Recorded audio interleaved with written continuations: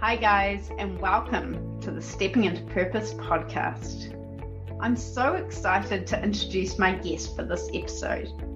Cynthia Martin is a spiritual awakening and higher mind mastery coach. She has been on a journey of self-discovery for over 30 years and has really walked the path of trying to find her place in the world, feeling like she didn't fit in and trying to find her tribe. And I can certainly resonate with this, and I know so many of you listening will as well. I spent so much of my life just wanting to blend in and be normal. But as I discovered, and Cynthia certainly did, we're actually not meant to fit in. We're disruptors. We're here to make change in the world and help others know the unlimited potential that exists within every one of us. I loved our conversation about navigating our very human lives as mothers, wives, and business owners, as a spiritual being on earth having this very human experience, and the challenges that come with that. I hope you enjoy. Hello, Cynthia. Welcome so much to the Stepping into Purpose podcast. I'm so excited to have you here. Such a great leader and a sort of mentor in a way to me to show me the way and really following your heart and stepping into the light. Can you so happy to be here, Lydia. Yay. Can you share a little bit about your story? Absolutely. So I first want to start off by saying thank you for having me on your show and to be part of this mission that we share in common to touch the lives and hearts of those who are in this path of self-realization and to be empowered and to realize not only their own potential, but the brilliance that their light brings and the impact that it has on not just those that we're looking to serve, but more importantly, as mothers or parents, because I know men are going to benefit from this as well if they're called to it or if they find it. Welcome to you.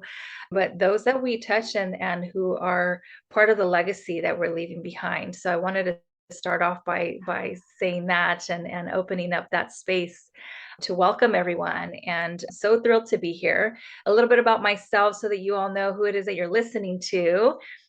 I am a personal freedom activator specializing in evolutionary mindset. So I'm a coach. I specialize in helping people on their self-realization path and their awakening journeys and becoming leaders and really being able to activate that deeper truth and passion and purpose in those of us who have been either self-identified or have been made to fit in this oddball box of the black sheep, unfit to fit in, the outcast, the rebel, anyone who has ever felt displaced in their life, anyone who has had to live life in this survival mode, just trying to find their place and never really finding it, because I am that person. I did the roller coaster ride of personal development. I am close to 30 years of that journey, and about 15, because my oldest daughter is 12. So I would say about 15 of those years, half that journey has been exploring the missing piece of personal development, which is the spiritual aspect. And about that is whatever that means to you as an individual, because being that rebellious spirit, I did not follow and I actually resisted against a lot of the conventional teachings of spirituality. Yes. And I found myself in this really odd place of neither here nor there and somewhere in the middle. And I could relate to all sides and never just to one. Yes. And being someone who did the practical life. My parents were entrepreneurs and owners, so that was in my blood. And so I was always in pursuit of the American dream, not knowing why, but knowing that there's something more, because I wanted to do good in the world, right? And to do good, we have to live good and to deal with all the practical stuff. And then when I came to the spiritual side of my journey, I felt displaced there as well, because I wasn't fully woo-woo I wasn't into, meditating all day as much as I would love to be the meditating monk on the hill. It wasn't practical. And I had a very real life with a husband who's not woo-woo and who's not on this journey in the same way. And we have a family and businesses and careers and all of the things of practical life. So, all of that to say the story, trying to condense it in a very short time, was a roller coaster ride, a carousel ride on the personal development journey, just kind of filled with a lot of ups and downs. And ultimately, I was chasing and seeking this something greater, and I had peaked in the traditional personal development, realizing that I was chasing something because the model of personal development is broken. It really perpetuates this idea of needing to fix and to become this aspect of higher self that really is unreasonable, because we are our highest self at any given moment, doing the very best we can with what we got. And that's something to be celebrated and honored, and not to be dismissed, thrown out. Like there's a saying here in the States where it's an old saying, or it's like, throwing out the baby with the bathwater, because we're trying to get ahead in life, in career, in business, in relationships, even trying to progress our children forward, is like, it's all this really push against our true nature. And so that has been, if I were to sum up the journey and how it got me here, was, a lot of massive missteps, and learning how to fail greatly, and to fail forward, and to fail hard, so that I can really learn to embrace all of that and teach people how to really step into a different place of empowerment, that they can see the value and the beauty of what comes from failure, and really changing the narrative, not just in this idea, but in personal development and spirituality as a whole, and really truly embrace it as a unique, powerful experience that can be enjoyed much more greatly, especially in the mess, if we were to change our idea about it. And the other aspect of that I have gained from that is that, really understanding the impact of that, knowing thyself, and that self-awareness, because my work is trauma informed, because, I'm a beautiful concoction of a mess of seeing the many faces of trauma, very ugly sides, and but also on the edge of understanding the gift that it had given me, because I have overcome all of that. Not all of it, because I'm still a work in progress, like everyone, right? If I'm still breathing, I'm still a work in progress, and I'm not done on this journey. Always. Really being able to take the gifts of learnings and evolution from all of those ugly faces of trauma, and use it as a source of power, and finding purpose in pain, and helping other people do the same, to really elevate their lives and take a position of mastery regardless of what has happened, and know that you can script your life in whatever way possible, and really tap into this world of higher intelligence, of the divine within all of us, to live an extraordinary life. So I know that was a big breath and a mouthful, and trying to condense the journey and what I do, but helping people come to a place where they honor themselves and really celebrate every aspect of their being, light, shadow, and everything in between, and live life to the ultimate capacity, and bring the gifts forward so that they can share that with the world. Can I just say that's just so beautiful, and a lot of us who've been brought to this stage in our journey on the spiritual path have gone through all those. We always felt, well, everyone I've connected with seems to have felt like a misfit. A lot of people seem to have been bullied in middle school or something, just really struggling to fit in. And it's uncanny when I look at all the people I admire in this sort of space, and there's always that in common, and just that feeling of sort of, like for myself when I was young, wanting to be normal, wanting to just be normal and fit in, and just never did. And now I'm so glad, I can see why, because, I'm here for a different journey, and it's great. And I've finally found it. I'm in my late 40s now, and it's like, oh, finally I sort of know what it's all for, and why I went through all these things, and it can help us relate to others. I'm different people's perspectives, and can I just say, being the monk meditating on the hilltop, it's great, and it might put out a nice vibration in the world. But, being here and shining your light in the everyday interactions to the person who's struggling, the shop assistant struggling to feel seen and recognized, to just everyone in your day-to-day, I think that's really what the world needs right now. Absolutely. And that's always a common conversation that I have with clients, right? Because there are those that are here to do that, and their purpose, the monks on the hill, they have their own piece in the big fabric of creation and the collective evolution and the evolution of consciousness as a whole. But the rest of us, we came to live the experience of being a human, right? Every aspect of it, good, bad, indifferent. I mean, I've reached a point where there is no such thing as good or bad. I've really gotten to a place on the spiritual growth journey where that duality is minimal. And when I am in the experience of that duality, I'm able to pull myself back and realize, like, oh, there's no distinction between these two aspects, right? There is no good, there's no bad, there's just experience.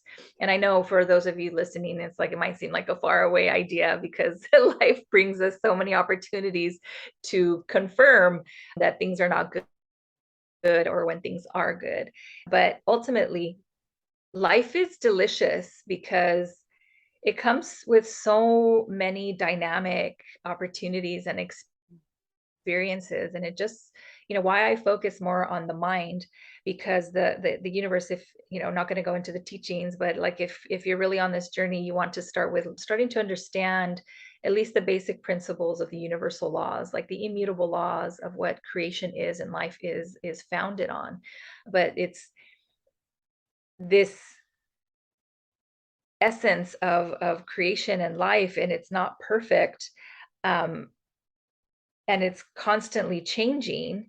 So we have this opportunity to create from the place of our perspectives, and that law says that the universe is mental, meaning it's mind, not brain, one mind. So if that's the case, like we're able to tap into a dimension of mind where we can have the life experience that we choose. And that's why, mastering the mind is so important, because there is the layer of the conscious mind that is the ego. And then there's the subconscious that is like the operating system. And then there's the superconscious, which is the divine.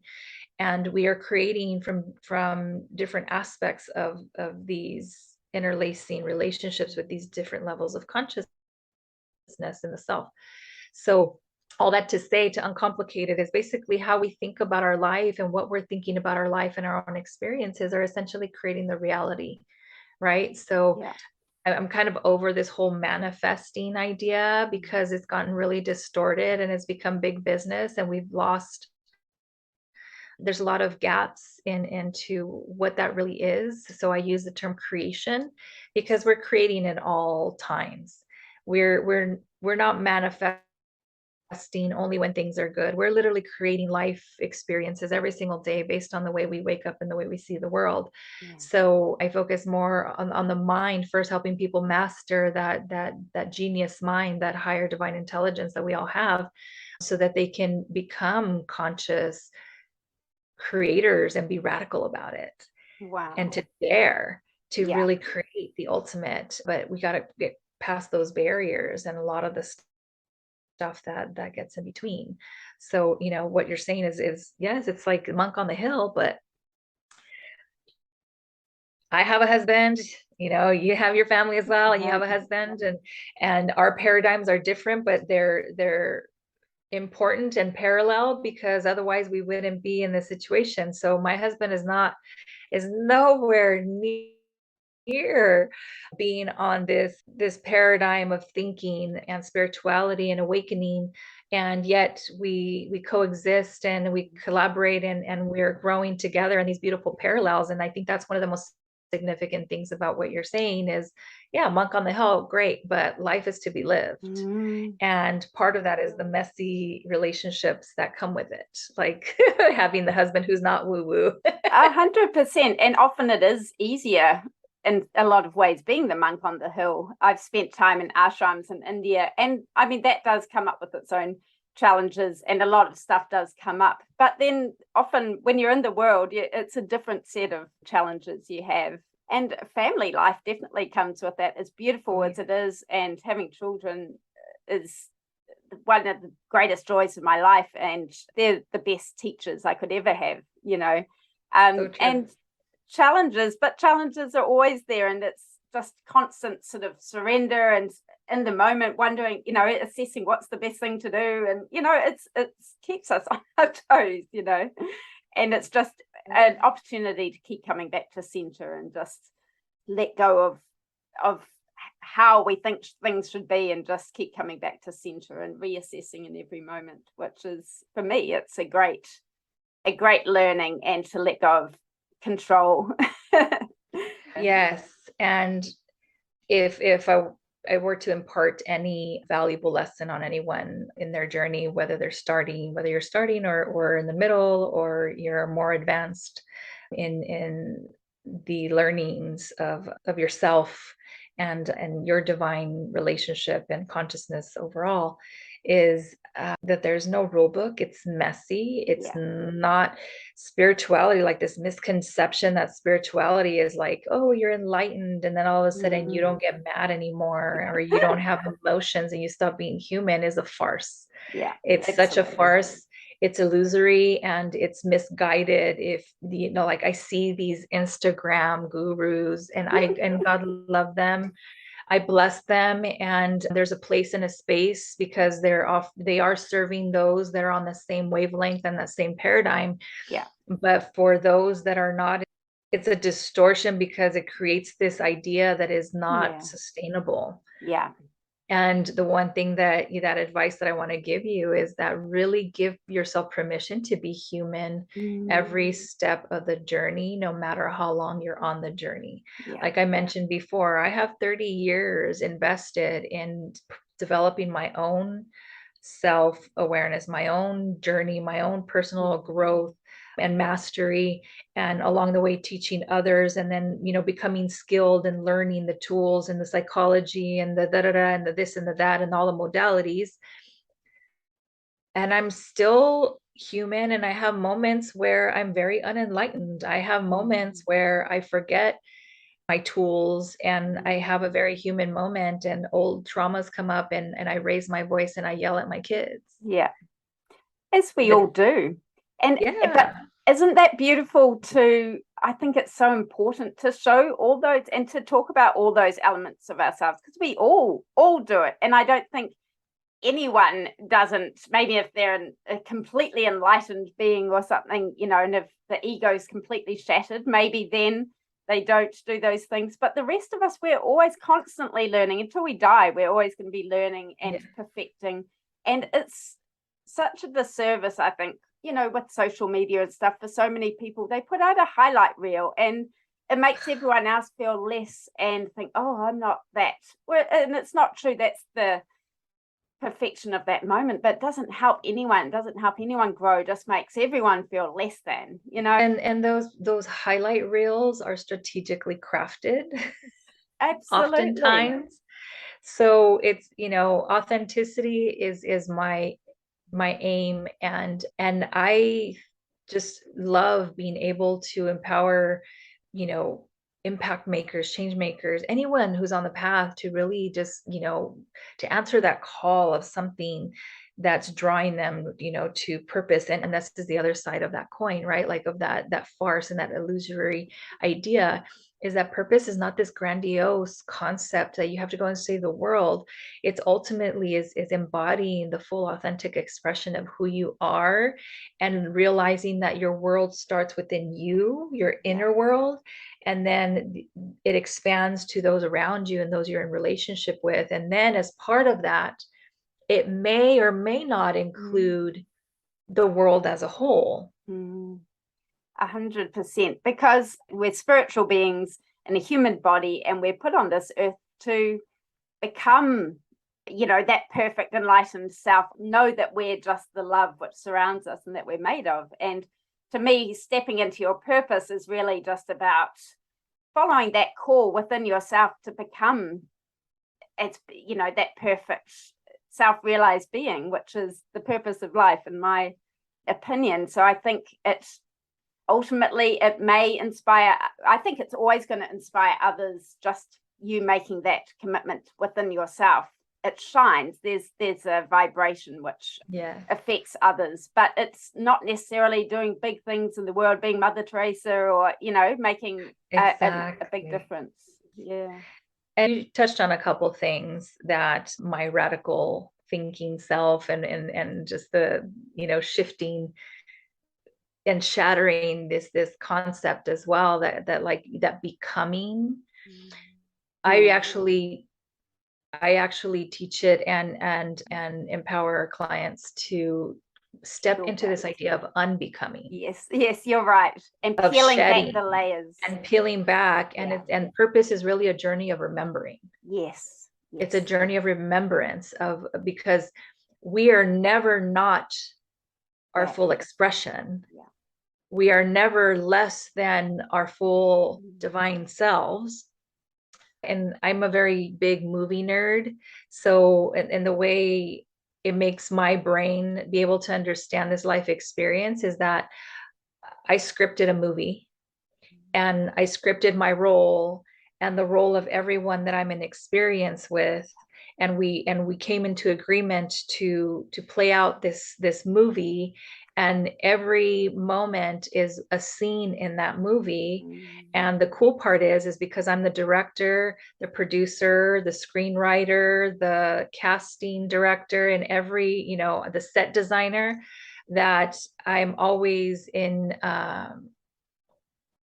command of that power when I'm being present to it and I'm embodying it, that I can rewrite any scene at any moment. So that's what manifesting really is. That's what creation really is really stepping into this knowledge and this understanding. And we all have glimpses of it. We might not recognize, we might not even accept or acknowledge, but we all have glimpses of it, where it's just like this very clear sense of like, I did that. And we take ownership of it. The trick is taking ownership of it when it's crap. Exactly. We're happy to take credit for things when it's all perfectly lined, but not when things turn to crap. And that's part of it, isn't it? And that's how we learn and grow. Yeah. And that's the mastery, finding the beauty in the crap. Because for me, the I call it treasure hunting. The greatest gifts we've hidden in the crap. But we're so taught to be afraid to look at the ugly, dark side that we resist it. And what I've come to understand, because I do past life regressions, I do Akashic records, I do like the whole nine. Like, I love it. My intellectual self, I'm very thought heavy. I'm very, you know, like thinking is my thing. And in the beginning of my journey, because I didn't trust myself, and this was such foreign territory, because I came from corporate. Right. I came from corporate. I came from the very like masculine driven success model, that this concept of spirituality, I had a really hard time coming out of the closet. Coming out of the spiritual closet, because it was just like in my head, I thought, oh my God, I'm going to be cast out. And, you know, I won't go into like the past life attachments to that and influences of that, but there was. Because, you know, persecution is a big wound in the healer's heart and in the healer's mind, because we've been persecuted most likely in other lifetimes, especially if we're called to healing work. And so just going through that experience, I did everything under the sun because I didn't trust myself, and I didn't get the opportunity to be mentored. I made a very, very big promise. I was PTSD postpartum after my first baby. It was a very traumatic experience coming into motherhood, parenthood. And I was able to grow from that. And like all ego minds want to do is like, by that second time around, I thought I had it handled and in control. And I PTS postpartum all over again, but in a whole different way. So it kind of like had those catalyzing moments and realizing. So when my relationship was on the edge of not succeeding or not, you know, being able to continue. I had a 3.5-year-old, I had an 8-month-old, and I'm desperate, and everything that used to work isn't working anymore. And I'm feeling like garbage because here I am, a spiritual teacher on the brinks of total mental breakdown, emotional disaster. And I had a spirit, a dark night of the soul where I had that moment. I was coming home from a couples therapy session. I sat there and I said, I can give this session. And realizing that it was not going to be effective for either one of us, that it wasn't going anywhere. Even after just the first session, I'm driving with my 8-month-old in the back and I'm going, oh my gosh, the only reason why I want to wake up tomorrow is because I made a promise to these children, because they didn't choose to come here. I brought them into this world. So I have to do something better. And this is something that a lot of spiritual teachers don't admit, but I was very angry at my creator, God, whatever you want to call it, universe. I was very angry. And I had this very conversation. I even said, I cursed. I said, I don't give an F what your name is, what you're called. It's irrelevant to me. Whatever you are that's out there, you need to deliver my solution. And if it doesn't happen, like, I'm out. But I made the promise that I will do whatever it takes, no matter how much it scares me. And I did. So my teacher has been spirit all along, and everything that I've learned has been confirmed through teachings after the fact, but it has been pretty profound. And that all of the messy stuff, it's what is at the core of like really treasuring those gifts. Oh, and I think having that passion, and I mean, I think the creator doesn't care if it's anger or if it's love. It's that energy and that passion, because it's all the same thing. And coming out with that cracked open something, and the next level can come. So that's amazing. And it's so great that you're being honest about this, because so many people sort of think, oh, I'm doing this. Oh, that's not very spiritual. It's all spiritual. We are spiritual beings, everything. And yeah, it's just such a disservice when we think otherwise. So I think this is the time. So many, especially amazing light-filled women like yourself, are stepping into the spotlight, and our journeys are being highlighted to teach others, because we all need to know this. And it's time for so many of us just to step out. And I'm the same. I've been on a spiritual path for over 30 years as well. And it's only very recently that I've sort of thought, well, this is all of me. It's not just something I tuck away and meditate in the morning and, but people might find that weird or find it confronting, or, it's like, well, this is me, and this is it. This is what we're all here for. So yeah, I have to be visible with it. And that's what makes the difference. Absolutely. We are here to be disruptive. We're not here to do it the way it's done before. So, but I want to thank you so much for this amazing conversation, because it's important. So if you're out there, and you're on the edge of like questioning where you're going next, or if you should pursue a passion, it doesn't have to be spiritual work, but if there's something that your heart is really speaking to you, that's yearning for you to return to, creativity, community, so it doesn't matter. Just answer that call, and taking one step at a time, and fulfilling that promise on your life, and knowing that you will be led. So if you don't know what to do next, it doesn't matter. Just take that next messy step and move forward, isn't it? It's about not being paralyzed. Just keep going, because as we shine the spotlight forward, that's when we can keep going, keep moving, and the path becomes clear. But it's that flight, or that freeze. So it's just keep moving through the muck. Yes. And if you haven't found your tribe, I'll give you like the gold that was given to me, which changed everything, because on that 30-year journey, I was always like a little puppy dog scratching at people's door, desperate to connect for community, not knowing that that's what I was really seeking. And then until Spirit finally one day in meditation, because I was desperate, in tears, going like, what am I doing wrong? And it happened a lot, let me tell you. The whisper came in and it said, you haven't found it because you're here to create it. Wow.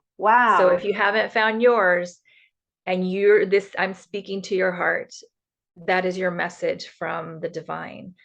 Go and create it. even if it's just you and one other person, go and create it.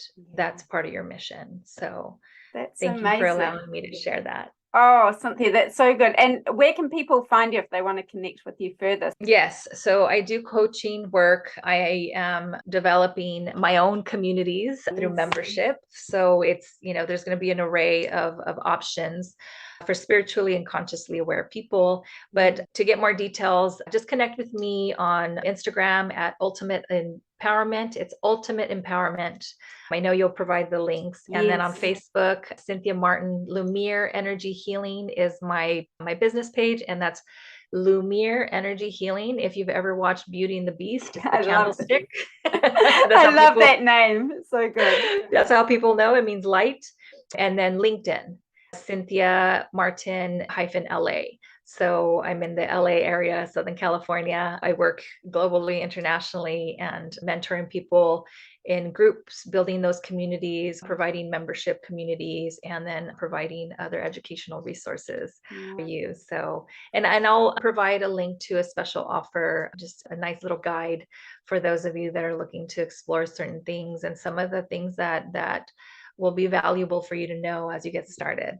Oh, such important work. And thank you so much for following your heart and bringing this out into the world. It's so needed. And appreciate you so much. Thank you. Thank you, Lydia, for saying yes to your mission. And to those of you who are listening, I really hope this touches your heart and you're inspired to take that next messy action. So be well and happy blessings. Thank you so much. Wasn't that so good? I loved my conversation with Cynthia, and it was so full of gold nuggets. If you're interested in working with her further, I've included all her links in the show notes below, and she's got a really special introductory offer for all our listeners. So make sure you find the link for that in the show notes below. Thank you so much for listening, and I'll catch you next week.